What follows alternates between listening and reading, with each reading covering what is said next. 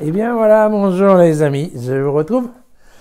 Alors, normalement aujourd'hui, nous devions voir l'évangile de Luc. Au chapitre 7, vous savez, les versets 24 à 30, c'était la suite de ce qui était prévu hier, mais c'est toujours le même discours, là, le lien entre Jésus et Jean, avec, aujourd'hui c'était particulièrement l'histoire du roseau, qu'êtes-vous allé voir dans le désert, un roseau ou bien quelqu'un de bien vêtu, vous vous souvenez, cette histoire est comme encore une fois. C'est exactement la même chose que ce qu'on a vu il y a 2 jours. Ce que je vous propose aujourd'hui, c'est de nous intéresser un petit peu plus, une fois n'est pas coutume, au passage d'Ésaïe qui nous est suggéré comme première lecture de la journée. Il s'agit d'Ésaïe au chapitre 54, les versets 1 à 10. Et alors, avant de commencer la lecture du texte, je voudrais juste faire un petit rappel d'histoire, parce que, bon, Ésaïe, vous savez, c'est un livre énorme qui se propage sur une centaine d'années, un peu plus. Donc là, nous sommes dans ce qu'on appelle le début du deuxième Ésaïe.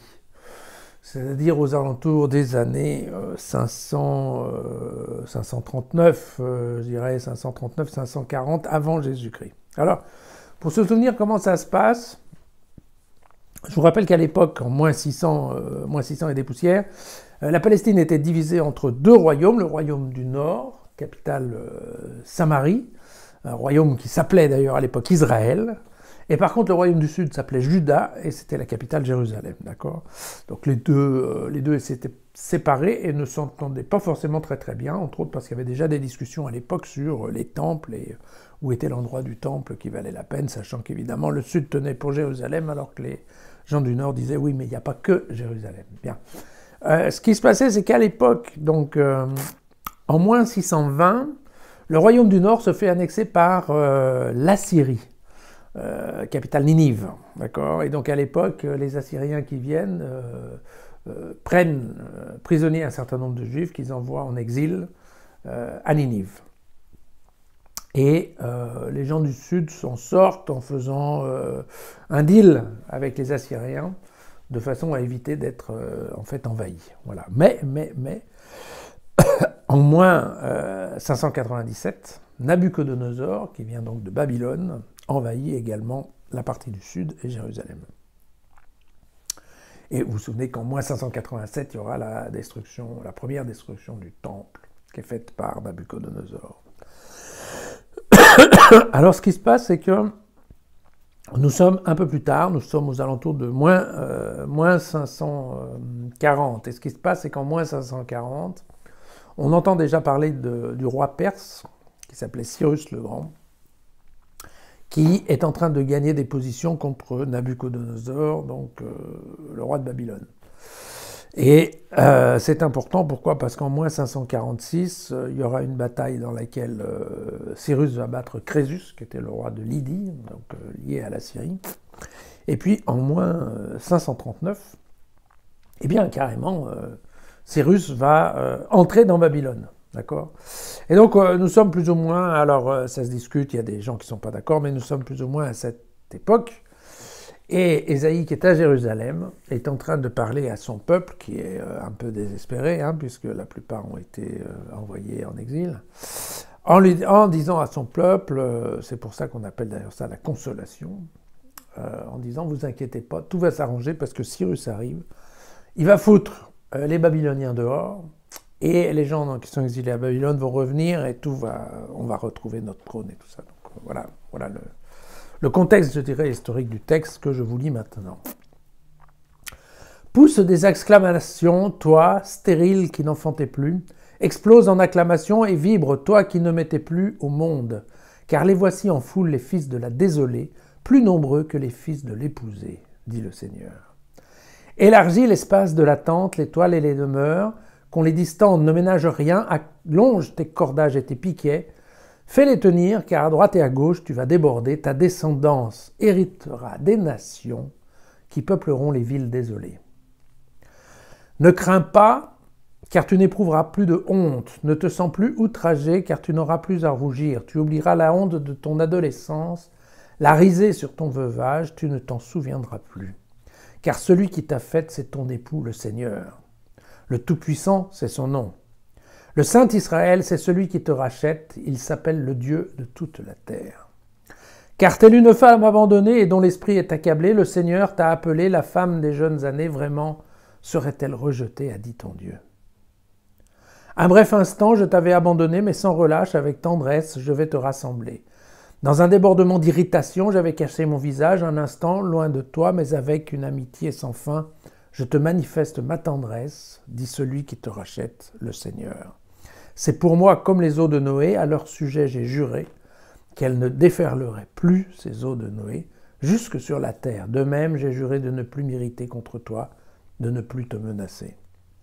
Quand les montagnes feraient un écart et que les collines seraient branlantes, mon amitié loin de toi jamais ne s'écartera, et mon alliance de paix jamais ne sera branlante, dit celui qui te manifeste sa tendresse, le Seigneur. Voilà.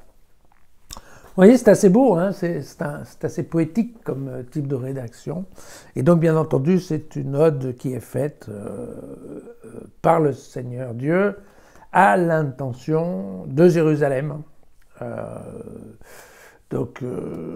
Et qui explique qu'effectivement les choses vont s'améliorer puisque effectivement Dieu qui l'avait abandonné un instant va la retrouver. Voilà. Alors, juste ce que je crois qui est intéressant dans ce texte, c'est de revoir juste quelques petits points de vocabulaire, car il y a dans le texte ici des expressions, des idées du vocabulaire qu'on va retrouver dans tous nos évangiles et en particulier dans l'évangile de Matthieu. Donc la première, c'est sur la stérilité. Donc nous verrons ça bientôt. Nombreuses femmes sont stériles dans l'Ancien Testament. Et ce qui est un peu normal, hein, parce qu'à l'époque, en effet, il y avait quand même peu de médication, donc en effet, beaucoup de femmes étaient stériles. Mais dans un monde juif dans lequel le rôle principal de la femme est de faire des enfants, c'est un problème pour une femme d'être stérile. Et lié à cette stérilité est bien souvent rattaché un sentiment de honte. Voilà. Et donc cet adjectif, la honte, c'est quelque chose que l'on va retrouver très souvent lié au problème d'enfantement. Voilà, la deuxième expression qui me paraît importante, c'est ta descendance héritera des nations qui peupleront les villes désolées. Bien sûr, la descendance, on revient à l'idée de Dieu qui donne la descendance à Abraham, vous savez, les grains de sable ou les étoiles du ciel. Et donc, nous avons déjà ici, dès le départ, une idée qui est l'idée de l'universalité, qui va être prise en particulier par Luc, bien entendu, dans son évangile, pour dire que, effectivement, le peuple de Dieu n'a pas de frontières. Il n'y a pas d'histoire de peuple réservé, en fait, ce qui a été développé par la suite par le mouvement rabbinique ou par le mouvement juif des prêtres.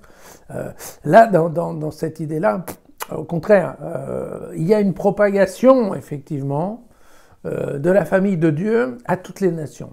Et à toutes les nations, non pas par la guerre, mais plutôt par la foi. D'accord ? Et cette idée, en effet, que, voilà, partout où sont les diasporas, des juifs qui ont été exilés, se font des liens, des racines qui font qu'ensuite, ce peuple-là viendra se joindre aux autres. D'accord ? Donc dans le paragraphe suivant, on parle de la honte de ton adolescence et de la risée sur ton veuvage. Alors là, attention, on parle toujours d'une honte, mais ce n'est plus la honte liée à la stérilité. Non, la honte de l'adolescence, c'est tout simplement une façon de parler de l'exil en Égypte, celui qui est avant l'Exode, n'est-ce pas, qui était considéré comme une période sombre de l'histoire d'Israël. Et puis, le veuvage, lui, c'est l'exil à Babylone, qui est certainement l'autre période sombre de l'histoire d'Israël. Donc, vous voyez, c'est dans ce sens-là qu'on utilise ce vocabulaire. Après, il y a l'histoire de l'époux, le Seigneur. Alors, ça, c'est une expression tout à fait biblique, dans laquelle on considère que Jérusalem est l'épouse de Dieu. D'accord ? Et de cette notion de Jérusalem, on fera dériver ensuite l'Église.